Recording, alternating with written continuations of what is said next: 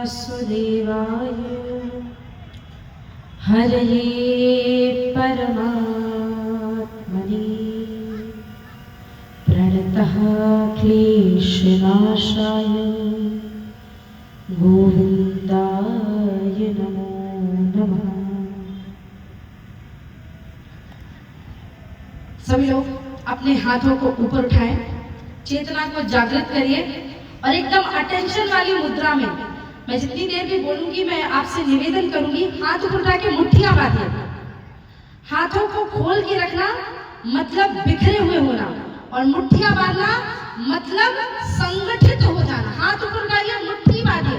सभी लोग दोनों हाथ ऊपर उठा के मुट्ठी बांधकर इतना जोर से उद्घोष लगाइए, इतना जोर से जय जय घोष लगाइए कि पूरे दमोह नगर में ये सूचना जानी चाहिए कि हिंदू सम्मेलन हो रहा है। और ध्यान रहे, दीदी जी ने भी कहा, भैया ने भी आपको उद्घोष लगाया और बार बार आह्वान किया, मुझे आपको दोबारा कहना ना पड़े, इतना जोर का जय जय घोष लगाइए, भारत माता की। कम से कम इतना जोर से जय घोष लगाइए कि आसपास के क्षेत्र में जो विधर्मी आपको गिराने की सोच रहे हैं वो कम से कम ये जान जाए कि हिंदू जाग चुका है। और जोर से और उत्साह से और पूरे दम से बोलिए, भारत माता की, हिंदू राष्ट्र की, हिंदू धर्म की जय जय श्री राम, जय जय श्री राम, जय जय श्री राम। सबसे पहले दमोह की इस परम पवित्र माटी को मैं प्रणाम करती हूँ, वंदन करती हूँ, नमन करती हूँ।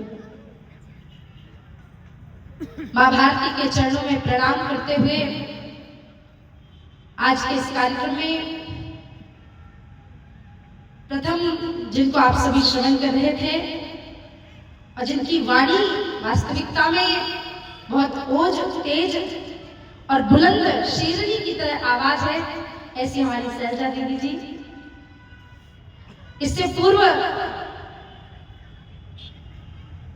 मुझसे पहले जिनको आप श्रवण कर रहे थे, जिन्होंने संघ की वीर गाथा को बड़े सरल, सहज परंतु बड़े भावमय शब्दों में रखा, ऐसे सम्मानीय प्रभात जी भाई साहब, मंच में विराजमान संत चरण, मेरी साध्वी बहनें, कथावाचिका बहनें, सभी वरिष्ठ जन, मातृशक्ति और सकल हिंदू समाज जिनके द्वारा ये विशाल हिंदू सम्मेलन का आयोजन किया गया है, मैं आप सबको प्रणाम करती हूँ, आप सबको वंदन करती हूँ, आप सबको।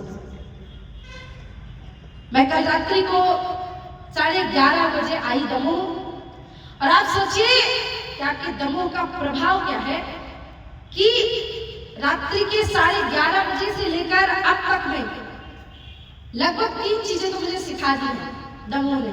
क्या बोले? इतने उतय कितने। हाँ, क्या क्या? इतने उतय और कितने।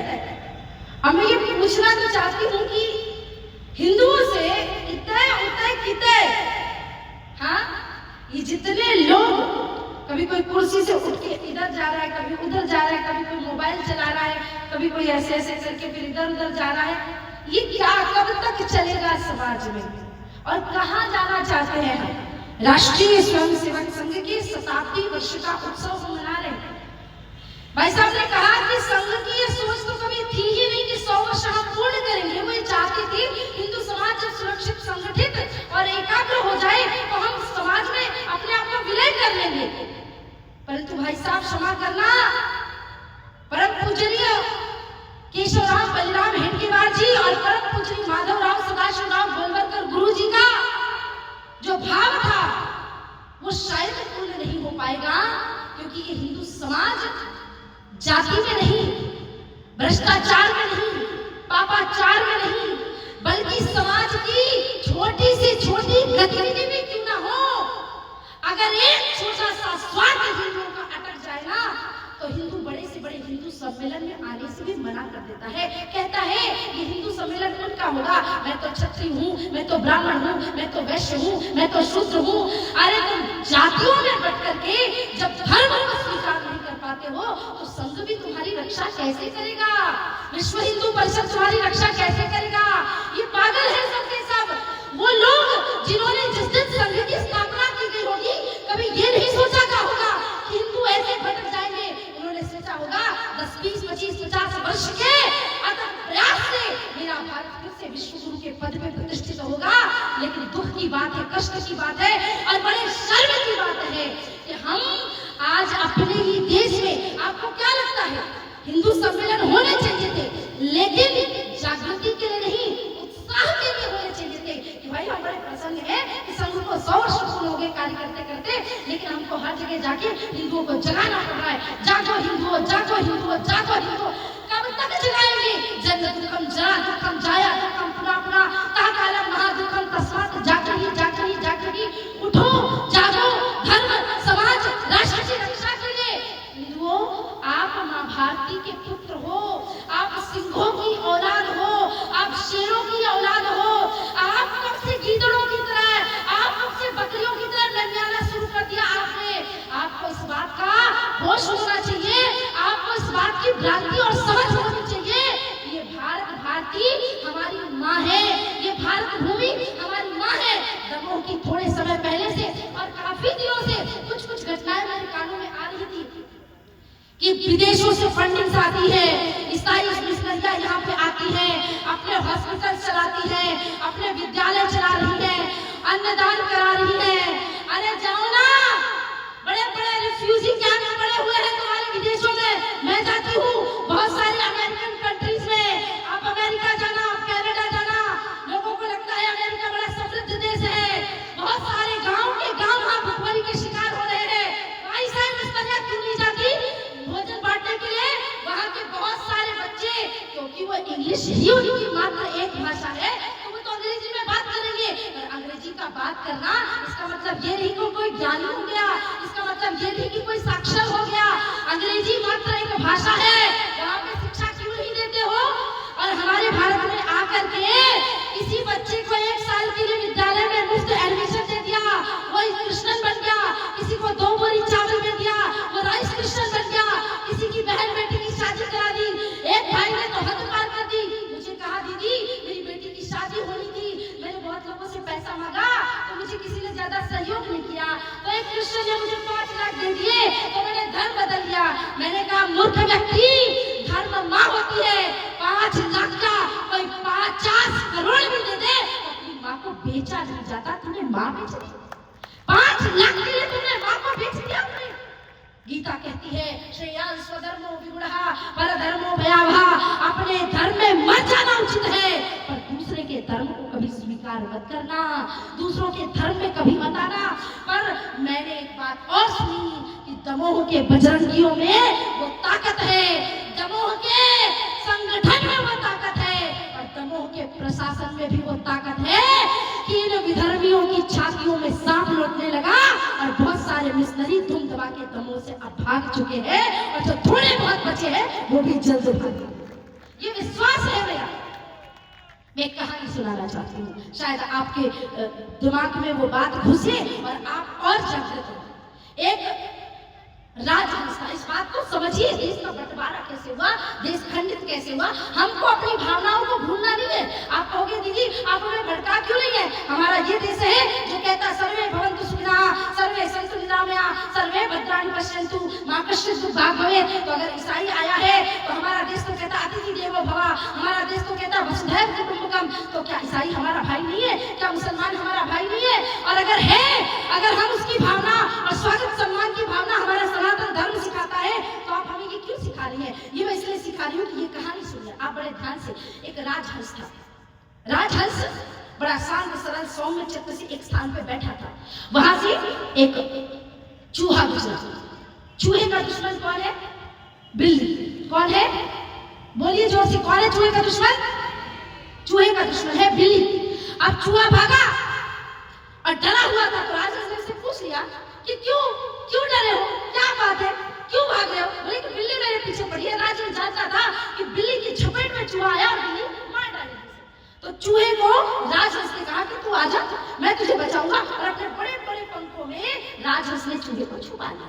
बिल्ली आई गई, एक बार, दो बार, तीन बार, चार बार, जब उसने तो देखा चूहा है ही नहीं तो बिल्ली भाग गई। लेकिन राजहंस ने फिर भी अपने पंखों को उठाया नहीं आधे घंटे तक, क्योंकि कहीं फिर बिल्ली आ गई, फिर चूहे को खतरा। लेकिन आधे घंटे बाद राजहंस ने देखा कि उसके पंख दुख रहे हैं, उसे बड़ी तकलीफ हो रही। बगल में देखा खून की धार बहने लगी, और जब उसने पंख उठाने की चेष्टा की तो वो पंख उठा नहीं पाया, क्योंकि उस विधर्मी चूहे ने उसी राजहंस के पंखों को कुतर डाला। और ये वही विधर्मी है, ये वही मुगल है, ये वही ईसाई मिस्त्रियां है, ये वही चूहे हैं जिनको हमने शरण दी। इन्होंने पाकिस्तान बांट दिया, इन्होंने बांग्लादेश बांट दिया, और अब ये बंगाल, केरला, कर्नाटका और कश्मीर बांटना चाहते हैं। इसलिए इन चूहों को धक्के मार के भारत देश से बाहर निकालना पड़ेगा। अब इनको शरण देने की कोई आवश्यकता नहीं। जाति पाति में इन्होंने हमें बांटा। बताओ जरा, सनातन धर्म में जाति पाति की कोई भावना थी? अगर जाति पाति की भावना होती तो मेरे राम शबरी के जूठे बेर नहीं खाते। अगर जाति पाति की कोई भावना होती तो मेरे कृष्ण विदुर जी के घर में जाके केले के छिलके नहीं खाते। हमारे यहाँ को कहीं पर भी नहीं है। बाबा तुलसीदास जी तो कहते हैं जाति पाति पूछे नहीं कोई, हरि को भजी सो हरि का होई। हमारे यहाँ तो ऐसी कोई भावना ही नहीं रखी गई। लेकिन इन यवनों ने, इन मुगलों ने, इन मलेच्छों ने, इन विधर्मियों ने, इन तुर्कियों ने, इन ईसाई मिस्त्रियों ने आ करके हमें जाति पाति में बांटा, और हमें जाति पाति में बांट करके हिंदुओं को अलग कर दिया। अब मुझे आपसे एक प्रश्न पूछना है, सबसे बड़ी बात, जो लोग धर्मांतरित हो चुके हैं, जिन लोगों के इस दमोह में भी, जिन्होंने अपना धर्म किसी कारण से, भय की वजह से, लालच की वजह से, किसी भी कारण से अगर धर्म परिवर्तन किया है, मेरे लिए, उनके लिए कि मेरा संदेश है, आप बड़े ध्यान से सुनिए और जानना और समझिए। अगर किसी का जन्म होता है तो कैसे होता है? माँ के गर्भ से ही होता है। एक ही प्रोसेस है पूरी दुनिया में। आप उसको साइंटिफिकली किसी भी तरह से मोड़ सकते हैं कि ऐसे भी होता है, वैसे भी होता है, लेकिन प्रोसेस एक ही है। और वो प्रोसेस है मनुष्य का जो शरीर हाड़ मांस बना है, वो पंच महाभूतों से बना है। ध्यान से सुनिएगा, पृथ्वी, अग्नि, वायु, आकाश और जल, यही पंच महाभूत है। ये पंच महाभूतों की वर्णन कहाँ होते हैं? सनातन धर्म में। मनुष्य बना किस चीज से? पंच महाभूतों से। फिर किसी भी कारण से व्यक्ति ईसाई बन गया, किसी भी कारण से व्यक्ति मुसलमान बन गया, और किसी भी कारण से उसने अपना धर्म बदल लिया। अब तुमने धर्म बदल लिया, तुम अमेरिका में रह रहे हो, तुम लंदन में रह रहे हो, तुम यूरोप में रह रहे हो, तुम अफगानिस्तान में रह रहे हो, तुम ईरान, इराक, कहीं भी किसी की दुनिया किसी कोने में रह रहे हो, तुम्हारे शरीर को जलाया जाए या तुम्हारे शरीर को दफनाया जाए, मरने के बाद कहाँ जाना है? मरने के बाद भी हमें पंच महाभूतों में ही विलय होना है। और कुरान हो या बाइबिल हो, केवल और केवल सनातन धर्म में ये बताया जाता है कि मृत्यु के बाद हम पंच महाभूतों में विलय होते हैं। तो मरने के बाद तो मुसलमान भी पंच महाभूतों में जाता है, मरने के बाद तो ईसाई भी पंच महाभूतों में जाता है। अरे सनातनियों, जो धर्मांतरित हो चुके हो, जब मरने के बाद सनातन में ही जाके मिलना है तो जीते जी अपने सनातन धर्म की सेवा क्यों नहीं कर लेते हो? क्यों सनातन धर्म में आके नहीं मिल जाते हैं? स्वार्थ सिद्धि के लिए राष्ट्र का सारा रक्त निचोड़ लिया, अपनी माटी अपने ही पुरखों से नाता तोड़ लिया। औरंगजेब की कट्टरता ने बुरी तरह से काटा था, रजिया के जाजम ने आंगन टुकड़े टुकड़े बांटा था, अकबर की उदारता केवल कूटनीति की गोटी थी, गिद्धों की नजरों में केवल चोटी थी या बोटी थी। अरे गंगा के बेटों ने क्या जमजम से नाता जोड़ लिया, अपनी माटी अपने ही पुरखों से नाता तोड़ लिया। इस देश के ईसाई मुस्लिम पहले सारे हिंदू थे, भैया लालच से भूल गए कि वो बेचारे हिंदू थे। अब भय नहीं कही, खुले दरवाजे चले आओ, अरब के सपने छोड़ो, मिलके वंदे मातरम गाओ। अरे भारत माँ की दयावान तुम्हें और कहाँ मिल पाएगी? अपनी चोटें भूल तुमको फिर से गले लगाएगी, पर खबरदार छल किया तो माता रणचंडी बन जाएगी। ये धरती गद्दारों की कब्रगाह बन जाएगी, क्योंकि 17 बार मोहम्मद गौरी को हरा हरा के छोड़ दिया, अपनी माटी अपने ही पुरखों से नाता तोड़ लिया। जो लोग भटक चुके हैं ना, राष्ट्रीय स्वयंसेवक संघ के शताब्दी वर्ष से मैं साध्वी सरस्वती इन महापुरुषों के साथ उन भटके हुए लोगों का आह्वान करती हूँ और कहती हूँ, ये हिंदू सम्मेलन का मंच है, आओ अभी भी समय है, घर वापसी कर लो, या हजारों हिंदू तुम्हें तिलक लगा करके तुम्हें अपने वागर में वापस लेने के लिए फिर से तैयार बैठे। अभी आप श्रवण कर रहे थे पंच परिवर्तन। उस पंच परिवर्तन में एक सबसे महत्वपूर्ण विषय आता है कुटुंब प्रबोधन। मातृशक्ति बैठे हुए, कुटुंब प्रबोधन। विदेश में जाओ तो माताएं वहां की अपना भोजन भी अपने लिए बनाएंगे, अपने पति के लिए नहीं। मैं कोवेंट्री करके जगह है लंदन में, मेरी कथा चल रही थी और मैंने देखा कि कथा के लिए बाहर जा रही थी और पति पत्नी में घमासान बगल में युद्ध चल रहा था और वो बहुत लड़ रहे थे। तो मैंने पूछा जिनके घर में मैं रुकी थी कि ये लोग क्यों लड़ रहे हैं? बोले ये दिन का आए दिन का है। मैंने कहा क्यों? बोले वो पति पत्नी दोनों काम करते हैं और क्योंकि दोनों खाना वाना तो यहाँ बनाने का ज्यादा कल्चर नहीं, तो पत्नी पिज्जा ऑर्डर करती है, उसके हिस्से का पति खा लेता है। किसी दिन पति खाना ऑर्डर करता है, पत्नी खा लेती है। मैंने कहा मतलब? बोले मतलब ये है कि दोनों अपने अपने पैसे का ऑर्डर करें तो खाए तो ठीक है, कोई एक दूसरे का खाना खा ले तो इन लोगों में लड़ाई हो जाती है। मैंने कहा भाई कभी भारत आना, हमारे देश में तो माताएं लड़ाई इसलिए पति से करती है कि तुम्हारे लिए गर्म रोटी बना के रखी थी, तुम इतनी देर से क्यों आए?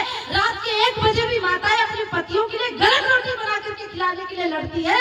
और जहाँ भारत में माताएं तुम कहती हो कि आज छोड़ा कल छोड़ा परसों छोड़ा, अगर यहाँ पति ने लड़ाई भी की ना तो ये नहीं कहती कि हे भगवान इससे छुटकारा मिल जाए, ये कहती भगवान अगले जन्म में ना इनको पत्नी और मुझे पति बनाना, फिर मैं इनको बताऊंगी कि कैसे होता है कष्ट। यहाँ तो 7 जन्मों की और कई जन्मों के बंधन की बात है। यहाँ से कुटुंब प्रबोधन का पहला बीज डलता है जब माताएं समर्पण, प्रेम, सम्मान की भावना, लेकिन उस सम्मान की भावना में किसी ने एक बीच में जहर घोल दिया, जेंडर इक्वालिटी की। कितना मॉडर्न शब्द है और बोलने में कितना ऐसे रिच फील हो रहा होगा कि जेंडर इक्वालिटी। ये शब्द भारत के लिए नहीं है। जिन बहनों को, जिन माताओं को जेंडर इक्वालिटी चाहिए, उन्हें ये समझना भी पड़ेगा कि वास्तविकता में जेंडर इक्वालिटी का सत्य क्या है। जेंडर इक्वालिटी मतलब सभी प्रकार के जेंडर, सभी प्रकार के लिंग जो भी हैं, चाहे वो महिला हो, पुरुष हो या उसके बाद जो समूह है, वो सबको इक्वालिटी। लेकिन भारत वो देश नहीं है जिसे जेंडर इक्वालिटी की आवश्यकता हो। अफगानिस्तान में हो सकती है जेंडर इक्वालिटी की जरूरत, पाकिस्तान में हो सकती है, बांग्लादेश में हो सकती है, अमेरिका इत्यादि देशों में हो सकती है। वहाँ महिला और पुरुष को बराबरी, क्योंकि महिलाओं को वहाँ नीचे रखा जाता था, इसलिए वहाँ की महिलाओं ने जेंडर इक्वालिटी के लिए लड़ाई की। लेकिन हमारे भारत में ऐसी कोई समस्या थी ही नहीं, बल्कि आपने अपना स्थान और नीचे कर दिया। हमारे यहाँ पुरुष, यहाँ महिला, यहाँ पुरुषों ने सदैव कहा यत्र नारी पूज्यन्ति रमन्ति तत्र देवता। हमारे यहाँ नारियों को देवी माना जाता है। तो जब कोई आपको देवी मान के पूजा करता है तो फिर हमें जेंडर इक्वालिटी की वहाँ पे आवश्यकता क्या पड़ी? स्त्री को इतना ऊपर स्थान पे रखा गया है, स्त्री को इतना महान बताया गया है और स्त्री ने स्वयं ही अपना पद नीचे कर लिया। पहली बात, माँ आप दुर्गा हैं, आप काली हैं, समय पड़ने पे तो कौशल्या है, लेकिन समय आने पे झांसी की रानी भी आप ही है, चंडी भी आप ही है, गार्गी, मदालसा, अनुसुईया भी आप ही है। किसी कवि ने कहा है मेरा परिचय इतना है, मैं भारत की तस्वीर हूँ, मातृभूमि पर मर मिटने वाले मत वालों की पीर हूँ, मैं उन वीरों की दुहिता हूँ जो हंस झूला झूल गए, मैं उन शेरों की माता हूँ जो रण प्रांगण में जूझ गए, मैं जीजा की अमर सहेली, पन्ना की छाया हूँ, कृष्णा के कुल की मर्यादा, लक्ष्मी की शमशीर हूँ, मेरा परिचय इतना है, मैं भारत की तस्वीर हूँ। ये हर नारी का परिचय है। कालिदास का अमर काव्य, मैं तुलसी की हूँ रामायण, मैं अमर भूल हूँ श्री गीता के जो घर घर होता पारायण, मैं भूषण की शिवा बावली, आल्हा की हुंकार हूँ, सूरदास के मधुर गीत, मैं मीरा का एक तारा हूँ, मैं वरदाई की अमर कथा, मैं रणगर्जन गंभीर हूँ, मेरा परिचय इतना है, मैं भारत की तस्वीर हूँ। ये भारत की हर नारी का परिचय, हमें उस परिचय को याद करना। अब बताओ, नारी कौशल्या बन गई, नारी मदालसा बन गई, नारी यशोदा बन गई, नारी विद्यावती बन गई, तो बेटा कैसा होगा? राम जैसा, कृष्ण जैसा, भगत सिंह जैसा, सुभाष चंद्र बोस जैसा। लोग कहते हैं शिवाजी क्यों नहीं आ रहे, शिवाजी क्यों नहीं आ रहे, शिवाजी क्यों नहीं आ रहे? शिवाजी को लाने के लिए माता जिजायू जैसा त्याग तो होना पड़ेगा, क्योंकि हर माता तो अपने बच्चे को ट्विंकल ट्विंकल लिटिल स्टार सिखाने में बिजी है। हर माता अपने बच्चे को जॉनी जॉनी यस पापा सिखाने में बिजी है। माताएं बहनें आजकल घर में बोलने लगी है कि सुनो, मेरे बच्चे के सामने हिंदी में बात मत करो, सिर्फ इंग्लिश में बात करो। बोले क्यों? बोले एडमिशन कॉन्वेंट स्कूल में कराया है, हिंदी बोलने में फाइन लगता है। शर्म करो, जिस देश में बच्चों को हिंदी बोलने में फाइन लगने लगे, उसके बाद भी उस स्कूल में तुम बच्चों को भेज रहे हो, तो हमसे ज्यादा बड़ा निंदनीय व्यक्ति इस दुनिया में कोई और नहीं हो सकता। ये भारत है। हमारे राम जी ने कहा, जब लक्ष्मण जी ने कहा भैया हमने लंका पे विजय प्राप्त कर ली, अब लंका हमारी हो गई, राम जी ने कहा ना भाई, अभी स्वर्णमयी लंका नामे लक्ष्मण रोचते, जननी जन्म भूमिश्च स्वर्गादपि गरीयसी। ऐसी 1000 सोने की लंका मेरी जन्मभूमि अयोध्या के सामने निछावर है। मेरी मातृभूमि से बढ़ के मेरे लिए कुछ नहीं। अपनी भाषा का गौरव रखो। माताओं, बच्चों को जॉनी जॉनी सिखाओ। अंग्रेजी भाषा से कोई भी आपत्ति नहीं मेरी, खूब सिखाओ। मैंने भी सीखी। मुझे जब लंदन में बुलाया गया सम्मान देने के लिए, मैं कथा करने के लिए जाती हूँ, यूरोपियन कंट्रीज में जाती हूँ, अब वहाँ पे बहुत सारे लोग, तो मैंने भी भाषा सीखी, पर मुझे स्वभाषा का अभिमान है। उसके बाद मैंने दूसरी भाषाएं सीखी। अपने बच्चों को ये सिखाने से पहले गायत्री मंत्र सिखाओ, हनुमान चालीसा सिखाओ। आज मेरी चर्चा चल रही थी और जब मैं बातचीत कर रही थी तो ये विषय आया कि बच्चों के हाथ में कुटुंब प्रबोधन का ये विषय भी बहुत बहुत ज्यादा स्ट्रांगली सबको रखना चाहिए और समझना चाहिए। मोबाइल, आपको लगता है कि ये इतना सा एक यंत्र, छोटा सा एक यंत्र, इसमें मैं कथाएं सुनती हूँ, सुनाती हूँ, लोगों को संदेश देती हूँ, फोन आते हैं, बातचीत होती है, अपने व्यवहार की कोई बात है वो लिखती हूँ, ये इसकी उपयोगिता है। बाकी की इसकी उपयोगिता क्या है? कुछ नहीं, लेकिन लोगों की इसकी उपयोगिता बताती हूँ। आपको लगता होगा कि ये जो शराब पीते हैं वो गर्त में जा रहे हैं ना। शराब पीने वाला व्यक्ति तो उसने अपनी जवानी खराब करी होगी, पर जो मोबाइल के नशे में आ चुका है ना, उसका बचपना, जवानी, बुढ़ापा सब खराब हो चुका है। आप इस बात को समझो कि बच्चे पूरी तरह से 5-7 साल के बच्चे मोबाइल के एडिक्शन में इतना ज्यादा ग्रसित हो चुके हैं, इतनी ज्यादा ग्रसित हो चुके हैं, आप विश्वास नहीं करेंगे। बाल सुधार केंद्रों में अभी सबसे ज्यादा जो बच्चे आ रहे हैं, 99% बच्चे वो मोबाइल के एडिक्शन वाले आ रहे हैं। और आपके बच्चों के हाथ में खाना नहीं खा रहा बच्चा, मोबाइल दे दो। बच्चा बात नहीं सुन रहा, मोबाइल दे दो। बच्चा रो रहा है, मोबाइल दे दो। आप मुझे बताइए, आज से 20 साल पहले क्या किसी के बच्चे ने खाना नहीं खाया? यहाँ बहुत सारी माताएं बैठी, बताओ ना, बोलो ना, आप लोग चुप क्यों ऐसे ऐसे ऐसे करते रहोगे? क्या आपने अपने बच्चों को नहीं पाला ना? बच्चे को खूब पाला, क्योंकि माँ समर्पण के भाव से झूला झुलाती थी, लोरी सुनाती थी, गाना गाती थी। और एक बात बुरा मत मानना बहनों, जो नव यंग एज की बहनें हैं, जब उनकी सासू माँ या नानी दादी जब उनको कहते हैं बच्चे को इतना फोन मत दो, अरे मम्मी तुम्हें क्या पता, तुम कुछ नहीं जानती, कभी बच्चों को पाल के देखो। और जब माताएं कहती है तुमको एक पाला नहीं जाता, हमने 4 पाली, अरे ऐसे इसको पालना नहीं बोलते, वी नो द पेरेंटिंग। अरे आप जिसको पेरेंटिंग कह रहे हैं, आप जिसको बच्चे को पालना कह रहे हैं, आपका बच्चा आज गाने सुन के गा रहा है 4 बोतल वोडका। 4 साल का बच्चा गाना गा रहा है 4 बोतल वोडका। 3 साल की 5 साल की बच्चियां बॉलीवुड गानों की लिपसिंग करके बेवफा सनम और ऐसा और वैसा, उस बच्ची को तो पता भी नहीं कि ये होता क्या है, इस शब्द का मतलब क्या है। और आपने अपने बच्चे को आज गर्त में डाल दिया, आज आपने अपने बच्चे को मोबाइल के एडिक्शन में मार दिया। समाज को बचाना है तो 10 वर्ष की उम्र तक कम से कम अपने बच्चे के हाथ में मोबाइल फोन का उपयोग पूरी तरह से वर्जित कराएंगे। और अगर धोखे से बच्चा कुछ देखना चाहता भी है तो टीवी में उसे रामचरितमानस दिखाइए, महाभारत की कथाएं दिखाइए, आप हनुमान जी के चरित्र दिखाइए। मैं बेंगलोर में घर में गई थी, किसी ने बड़ा सुंदर घर बनाया था, यजमान थे, तो उन्होंने कहा दीदी आप अपने कदम रखिए। मैंने कहा ठीक है। वो अपने बच्चे का कमरा घुमाने लगी और बोले दीदी इंटीरियर में हमने 25-50 लाख रुपए खर्च किए एक कमरे में। मैंने कहा इतना क्या खर्चा कर दिया होगा एक कमरे में? तो उन्होंने कहा कि मेरा बेटा सुपरमैन का बहुत बड़ा फैन है, तो हम विदेशों से बड़े बड़े ओरिजिनल उसके स्टिकर्स, उसके मॉन्यूमेंट सब लेकर के आए और बहुत सारा सुपरमैन की फोटो लगी थी, उसकी तस्वीर, उसकी मूर्ति और बहुत सारी चीजें थी। बच्चा कहता है I am a big fan of Superman. मैंने उसको बुलाया, बेटा इधर आना। मैंने कहा ये कौन है? बोले सुपरमैन। मैंने कहा ये क्या करता है? बोले वो उड़ता है दीदी। मैंने कहा तुझे किसने बताया? बोले मम्मी ने मुझे फिल्म दिखाई थी। मैंने कहा बेटा तेरी मम्मी ने भी झूठ बोला और वो फिल्म वाले भी झूठ बोल रहे। बोले मतलब? मैंने कहा ये कोई सुपरमैन नहीं है, ग्राफिक्स की सहायता से, कंप्यूटर की मदद से ये उड़ता है। वास्तविकता में अगर कोई असली सुपरमैन है तो हनुमान जी महाराज है, जो जय श्री राम कह के 7 योजन लंका को पार करके जाते हैं।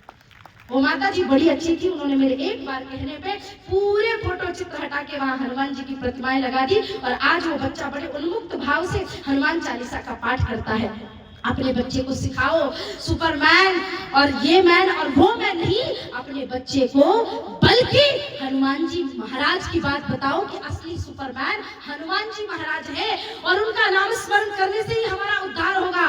तो कुटुंब प्रबोधन के लिए माताएं जब तक आगे नहीं आएंगी और परिवार वाले भी मिलकर एक समय का भोजन एक साथ अवश्य करें। और लव जिहाद, भाई साहब ने मुझे अभी भैया ने भी बोला और इससे पूर्व भी चर्चा हुई कि लव जिहाद की चर्चा अवश्य की जाए। लव जिहाद क्या है? सबसे पहले तो हमें समझना चाहिए, सीधे सरल शब्दों में बताती हूँ बिना किसी लाग लपेट के।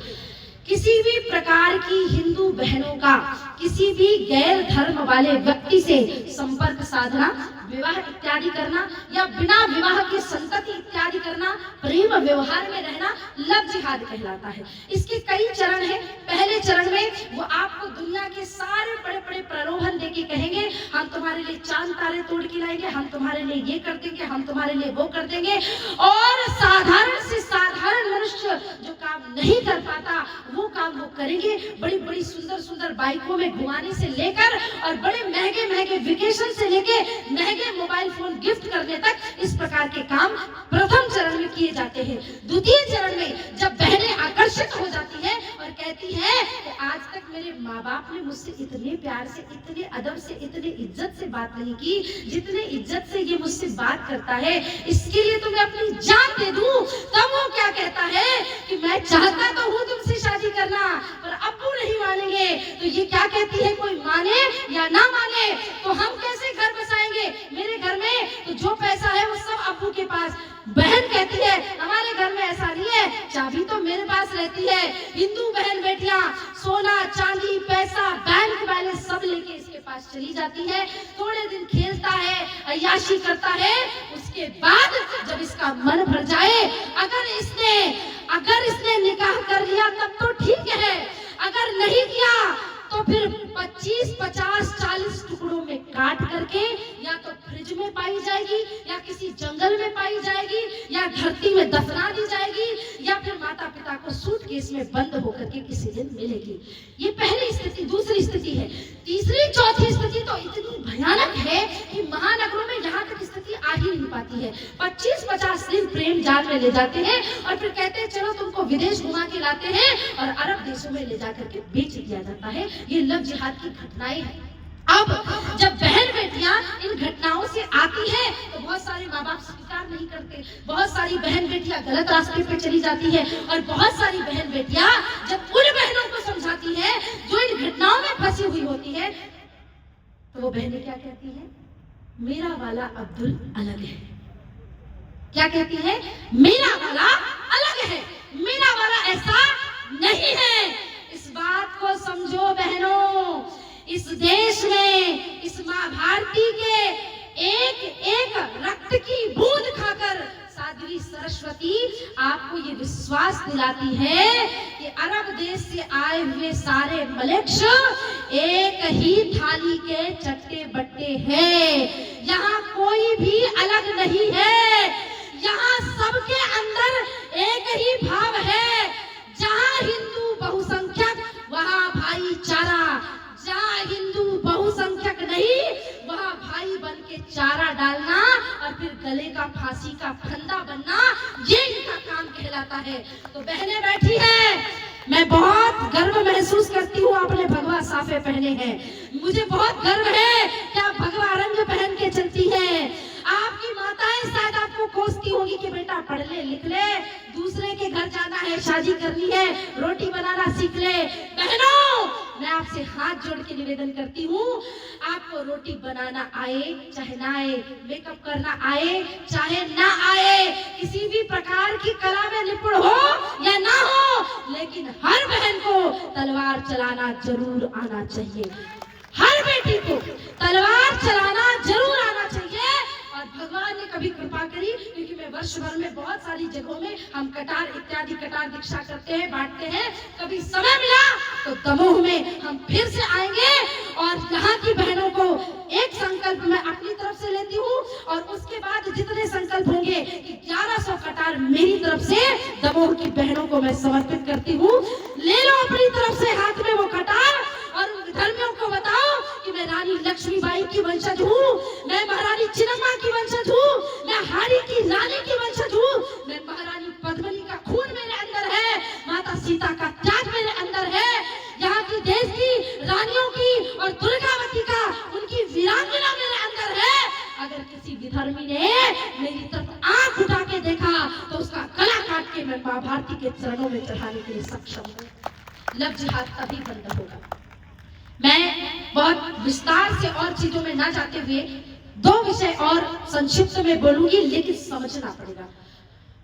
राष्ट्रीय स्वयंसेवक संघ के 5 परिवर्तनों में अभी सबसे आवश्यक है कोई चीज, तो वो है स्व का भाव, स्वदेशी। अब पहली बार देश में ऐसा नहीं हो रहा है कि हम स्वदेशी की बात कर रहे हैं। 1905 में लोकमान्य बाल गंगाधर तिलक जी ने एक नारा दिया, क्या? स्वराज्य मेरा जन्म सिद्ध अधिकार है और मैं इसे लेकर रहूंगा। अब उन्होंने ये बात देखी कि अंग्रेजों भागो, अंग्रेजों भागो, भागने से तो हम मुक्त होने वाले नहीं है। तो वही जानते थे कि अंग्रेजों को ये पता था कि एक ना एक दिन तो हमें जाना ही पड़ेगा। जिस दिन हम जाएंगे उस दिन क्या ये गुलामी की जंजीरों से हट जाएंगे? अंग्रेजों ने हमें बंधन में बांध के रखा था। लोकमान्य बाल गंगाधर तिलक जी ने कहा, आजादी केवल देश की नहीं है, आजादी है विचारों की, आजादी है शिक्षा की, आजादी है औषधियों की, आजादी है भोजन भेषज भाषा और भूषा की। और जब तक हम इसको नहीं सुधारेंगे, उस समय लोकमान्य बाल गंगाधर तिलक जी ने कहा कि हम विदेशी वस्त्रों का बहिष्कार करते हैं, और समय जूट के वस्त्रों को बनाना और पहनाना प्रारंभ कर दिया गया था। हमारे यहाँ जो आप गाड़ी इत्यादि बनाते हैं, वो जो ब्लेड है वो यूरोपियन कंट्री से आती थी, उसका पूरी तरह से बहिष्कार करके उस समय हमारे देश के नाई भाइयों ने उस तरह का प्रयोग करना प्रारंभ कर दिया। वो भारत में मेड इन इंडिया बना था। हमारे देश में नील का कच्चा खाद्य पदार्थ वहां जाता था और कच्चे उससे पक करके बन करके वहां से पैकिंग होकर के आती थी। भारत ने किसी भी प्रकार की अपने कच्चे खाद्य को बाहर भेजना बंद किया और भारत के ही कृषि को मजबूत करके भारत को मजबूत बनाना प्रारंभ कर दिया था। और उस समय इन सभी प्रकल्पों से इनको अपना के हमें आजादी मिली थी। लेकिन आजादी के मिलने के थोड़े समय बाद ही हम पाश्चात्य रंग में ऐसे रंगे कि लेबल देख करके कपड़े पहनने लगे। विदेशी ब्रांड है, ओहो बहुत अच्छा है, ये ऐसा है, बहुत अच्छा है, ये ऐसा है। अपने ही भारतीय चीजों पे हम अहंकार करने लगे। हम अपनी ही भारतीय चीजों पे अभिमान नहीं करते कि अरे ये तो ऐसा होगा, ये तो ऐसा होगा, वो तो ऐसा होगा। मतलब बाहर से कोई चीज आई है तो बहुत अच्छी होगी। हिंदुओं स्वदेशी को अपनाने के लिए इससे बड़ी बात मैं 4 लाइनों में नहीं बोल सकती कि पूरी दुनिया जब बिना कपड़ों के घूमती थी आदिकाल में, तब इस भारत में एकमात्र देश पूरी दुनिया में ये भारत था जो कपड़ों की बुनाई करना जानता था। पूरी दुनिया जब अनपढ़ गवार की तरह अशिक्षा के अभाव में घुसती थी, तब भारत में तक्षशिला और नालंदा जैसी विश्वविद्यालय थी जो इस दुनिया में भारत में ही नहीं बल्कि Europe, Germany, Japan, China, America जैसे स्थानों से यहाँ पर विद्यार्थी गणित, अर्थशास्त्र, आयुर्वेद और अर्थशास्त्र से बड़े बड़े बहुत आध्यात्मिक की शिक्षा लेने के लिए आते थे। पूरी दुनिया जब बीमारियों से ग्रसित होकर मर जाती थी, तब भारत में चरक ऋषि ने चरक संहिता लिख करके इस पूरी दुनिया को औषधियों का ज्ञान दे दिया था। पूरी दुनिया में जब लोगों को मांस खाना ही एकमात्र भोजन दिखाई देता था, तब भारत कृषि करना जानता था। पूरी दुनिया जब बाहर ऐसी घूमती थी, तन ढकने के लिए कपड़े और रहने को घर नहीं था, तब भारत सिंधु सभ्यता से लिप्त था और हमारे पास पक्के मकान हुआ करते थे, लंबी चौड़ी सड़कें हुआ करती थी।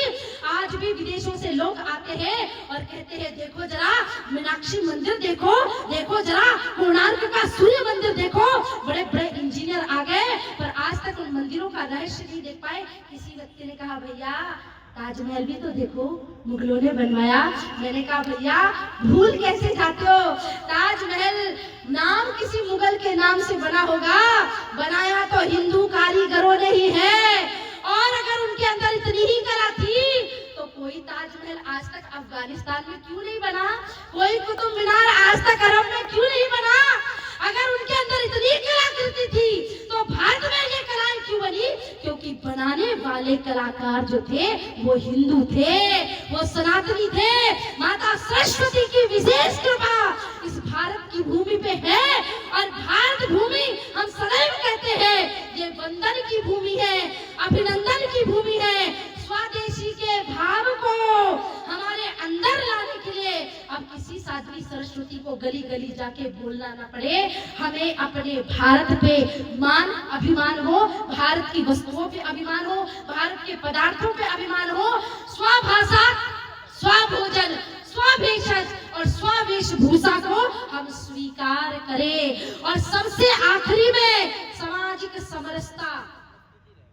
अब आप कहोगे कि देवी जी राष्ट्रीय स्वयंसेवक संघ के मंचों से चिल्ला चिल्ला के सामाजिक समरसता, सामाजिक समरसता, सामाजिक समरसता की बात तो आप कर रही हैं, पर सरकार में अभी एक नियम आया जिससे लोग टूट रहे हैं। अब सरकार ने फिर से हिंदुओं को बांट दिया।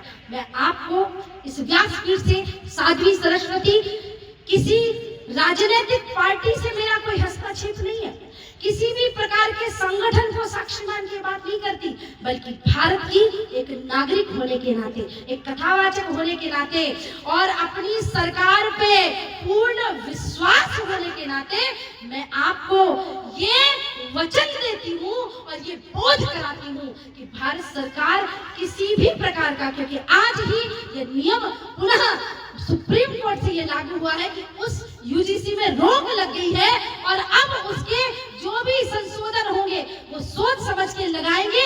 एक बात और बताती हूँ कि आप इस बात को समझे, सरकार भी सुने। मैं सरकार से भी ये प्रार्थना करती हूँ कि इस देश में ऐसा कोई भी कानून ना आए कि किसी भी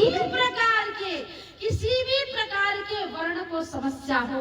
मैं तो कहती हूँ ये भारत भूमि, हम जब सब कहते हैं कि ना मैं ब्राह्मण हूँ, ना मैं क्षत्रिय हूँ, ना मैं ईसाई हूँ, ना मैं शूद्र हूँ, मैं सनातनी हूँ, तो संपूर्ण सनातनियों को किसी भी प्रकार की कोई कष्ट या परेशानी किसी भी प्रकार के कानून से नहीं होनी चाहिए। और अगर आगे ऐसा कोई कानून बनता भी है तो हम भारतीय पूरी शांति के साथ, पूरे समर्पण भाव के साथ ये प्रार्थना करेंगे। और मैं आपको ये वचन देती हूँ कि किसी जाति वाले के साथ नहीं, समस्त हिंदुओं के साथ, समस्त सनातनियों के साथ किसी भी प्रकार का अन्याय नहीं होगा। इस मंच को साक्षी मान के मैं आपको ये वचन दिलाती हूँ और ये विश्वास दिलाती हूँ। मुझे किसी ने ये कहने के लिए नहीं कहा, अभी तक मैं ये बात इसलिए नहीं कह रही थी या बोल नहीं रही थी क्योंकि क्या होता है, बोलने के लिए, करने के लिए देश में बहुत सारे काम हैं। और जब परम पूजनीय माधवराव सदाशिवराव गोलवलकर गुरु जी और समस्त चारों शंकराचार्यों के साथ, जैसा कि आपने सुना, उडुपी के पावन भूमि से ये आवाहन होता है, हिंदवः सहोदरः सर्वे न हिंदू पतितो भवेत्। हम हिंदू हैं, हम पतित नहीं है, हमें कोई जातियों में नहीं बांट सकता। तो हमें ये समझना होगा कि हम माँ भारती के पुत्र हैं। हमारा कर्तव्य बोध क्या है? हमारा कर्तव्य बोध नहीं, ये नहीं है कि अगर दलित के लिए कोई नियम आया है तो क्षत्रिय लड़ेगा, अगर क्षत्रिय के लिए कोई नियम आया है तो ब्राह्मण लड़ेगा, बल्कि दलित भी या कोई एक व्यक्ति सोकर जिन्हें आप कहते हैं, मैं तो सबको सनातनी कहती हूँ, आपकी भाषा में जो ओबीसी है या जो स्वर्ण है या जो SC ST है, है, ये सब एक साथ खड़े होकर सरकार से कहे कि ना, ये भी मेरा भाई है, ये भी मेरा भाई है। आप किसी भी प्रकार का ऐसा नियम मत लेके आओ जो किसी भी प्रकार के समाज के किसी भी वर्ग को कोई भी हानि पहुंचा सके। जिस दिन भारत में ये स्थिति आ गई कि सारे वर्ग के लोग एक दूसरे के लिए, एक कहानी सुना करके अपनी वाणी को विश्राम करती हूँ। बड़ी बड़ी समझ वाली बात है, समझ जाओगे तो आनंद आएगा। दो शेर थे, ध्यान से सुना। आज के इस प्रारूप में बड़ी फिट लगी, क्योंकि लड़ाई किसके बीच में चल रही है। जब पुतले जला रहे हैं, इसके उसके ये सब कर रहे हैं, तो जो विधर्मी गण है वो तो तमाशा देख के खुश हो रहे हैं और उनकी छाती में बढ़िया एकदम, जो पहले चल रहा था आग की राम मंदिर बन गया, ये हो गया वो हो गया, अब तो उसमें किसी ने एकदम बर्फ जैसी डाल दी, ठंडक पहुंच रही है उनको।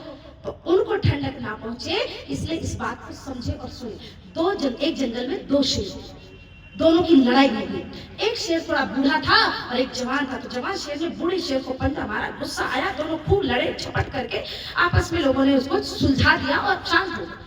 लेकिन दोनों ने कहा मैं तुझे देख लूंगा, मैं तुझे देख लूंगा। ये बात पता चल गई जंगल के गीदड़ों को। जंगल के गीदड़ों को पता चला कि शेरों की लड़ाई हो गई है। तो गीदड़ों ने मिलकर क्या कहा कि जो सबसे बूढ़ा शेर है पहले उस पे हमला करते हैं, बूढ़ा जाएगा तो फिर उसको वैसे ही निपटा देंगे। तो दोनों ने मिलके क्या किया, सारे गीदड़ों ने मिलके दोनों शेरों को मिटाने के लिए सबसे पहले बूढ़े शेर पे प्रहार करने के लिए हमला किया। जैसे ही गीदड़ों ने शेर पे हमला किया तो जो जवान शेर था उसे ये बात पता चली, वो दौड़ के दहाड़ता हुआ आया, गीदड़ों पे हमला किया और सारे गीदड़ों को धराशायी कर दिया।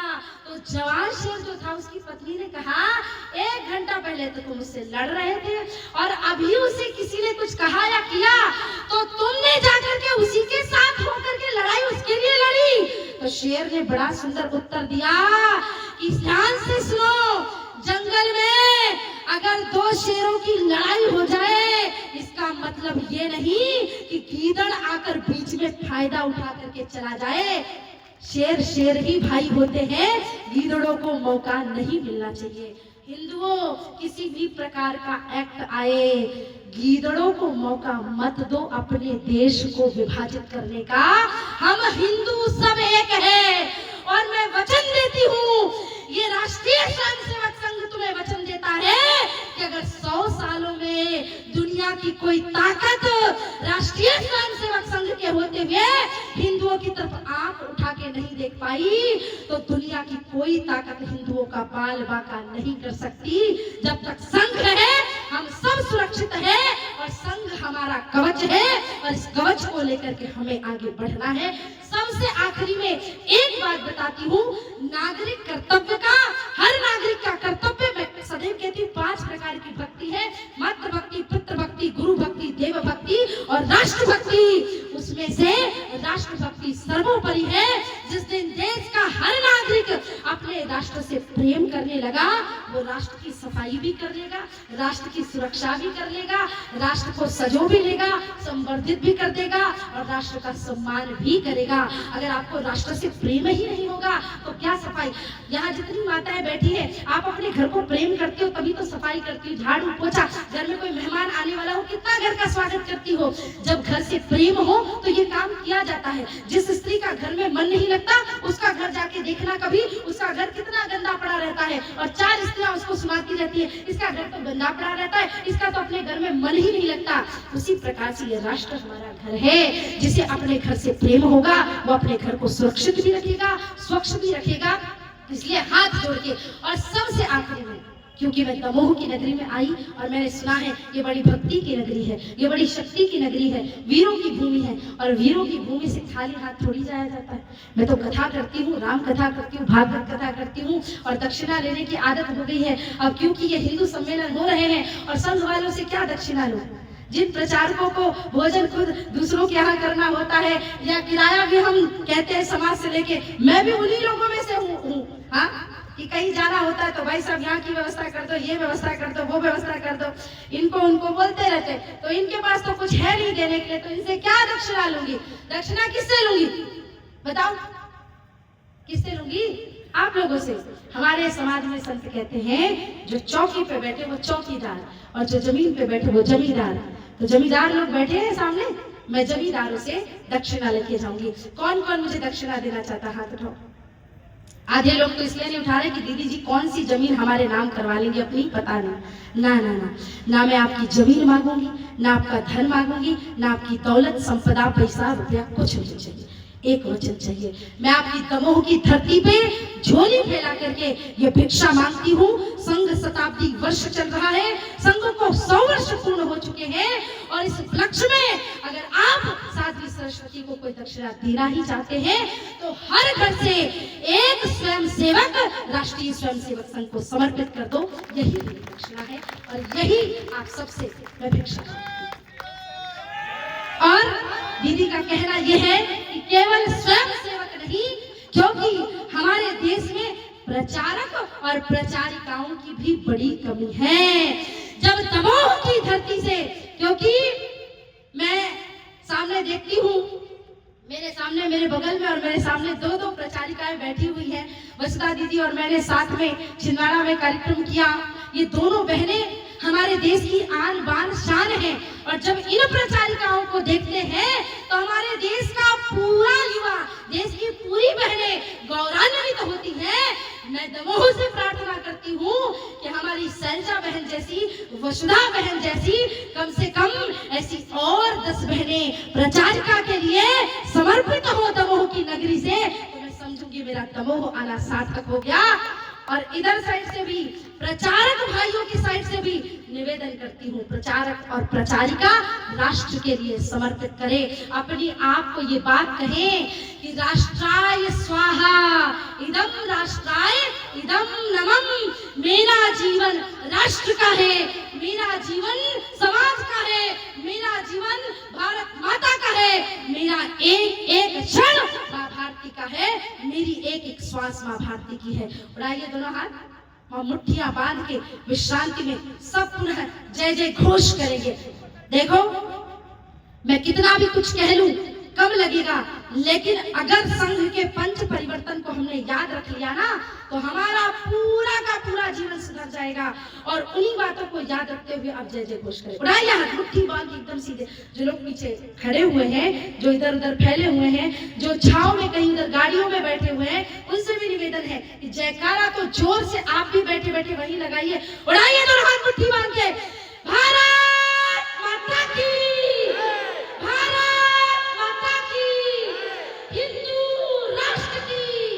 हिंदू धर्म की जय जय श्री राम, जय जय श्री राम, जय जय श्री राम। आप सभी ने बड़े धैर्य से सुना, बहुत बहुत धन्यवाद। जय श्री राम।